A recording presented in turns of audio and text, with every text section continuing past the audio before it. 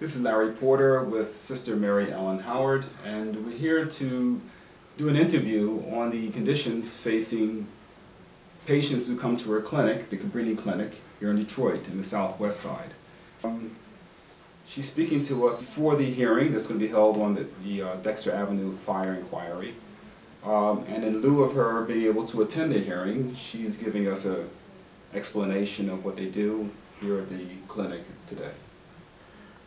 Tell us some of the background of your clinic. Cabrini Clinic is a free medical clinic for uninsured adults. We are the oldest free medical clinic in the United States. This year we're celebrating 60 years of service to the community. How prevalent are utility shutoffs to some of the people who come to your clinic? Well, as I said, we run a medical clinic, but the clients who come here are poor, and they come not just with medical problems, but with multiple problems. Their house has been foreclosed, or their utilities have been turned off, or there's no food in the refrigerator, or they've just lost their job, or or lost their benefits. And, you know, frankly, if we have a diabetic who has had their utilities turned off in their home and they're at risk of losing a limb from frostbite or whatever, it doesn't make too much difference what we're doing down in the exam room, writing prescriptions, if we can't get them some heat in the house and get the refrigerator turned off and get some food in the refrigerator. So there are many days when I think that what our social worker is doing here at the clinic is more important than what the medical professionals are doing down the hall. We often are dealing with utility shutoffs, and we refer patients to thaw for help, and warm, I think that's another one, but they run out of money halfway through the year. And they have so many restrictions. You have to pay your bill before you can, I don't know. It's very complex. But anyway, what we resort to is, you know, we write letters to the utility company on behalf of the patient. And actually they're kind of threatening letters. You know, you don't want to be responsible for this person losing a leg. So, and usually, often it works. But, you know, it'll work for 1 month. And then the next month it's shut off again. So it's an ongoing problem. One thing I always, when we become aware that it's an issue, where the patient has an outstanding utility bill, I always tell the patient, do whatever you can to avoid getting that utility turned off. Because once it's turned off, it is doubly hard to get it turned back on again.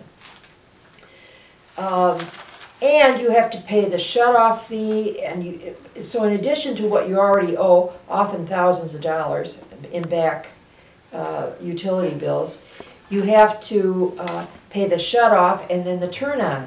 And now they are demanding that you pay in advance. So you don't just you don't have to just pay your back bills and the turn-on and the shut-off, but you now, I don't know how many months it is in advance. They're like asking for 3 months or something like that. How is that possible for someone who's... It's impossible. I mean, it's just crazy. These are poor people. And I mean, what kind of a society are we that we can't help them? You know, sometimes I just say to the client when we're dealing with a situation like this, you're going to have to move out of your house and you've got to move in with a relative. You're going to have to find somebody you can live with. And, you know, that's not always possible. But it's, you know, you're just grasping at straws trying to figure out how can we help this person and get them what they need. Wow, how do people cope? I don't know. We've got some neighbors down the street from us who we've been helping by, you know, whenever we've got a little job, we hire the kids to do the job, or the father. And both the father and mother were working. They both lost their jobs, They have 3 kids. The way they are heating their house, their utilities have been turned off, is somehow they've got their stove is working. They turn the oven on and open the oven door. And then they gather around the stove. To stay warm. Now, this is in the United States of America. You know, this is just awful. What would your perception be of people who are facing utility shutoffs as to what their overall situation would be? I mean, how would people be able to survive? Well, I don't know. You know, sometimes we're able to help people.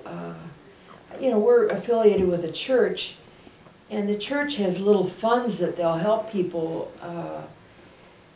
You know, make it if they're behind on one bill or something. Problem is that the people that are coming in here are behind for a year. You know, even if we had the money. How would you help them? Yeah, if we had the money and we paid off their bills, then what do they do next month? They still haven't got money. You know, they're just paying off their back bills. You're not really getting their utilities turned on. So I don't know what the answer is. I don't know what the answer is.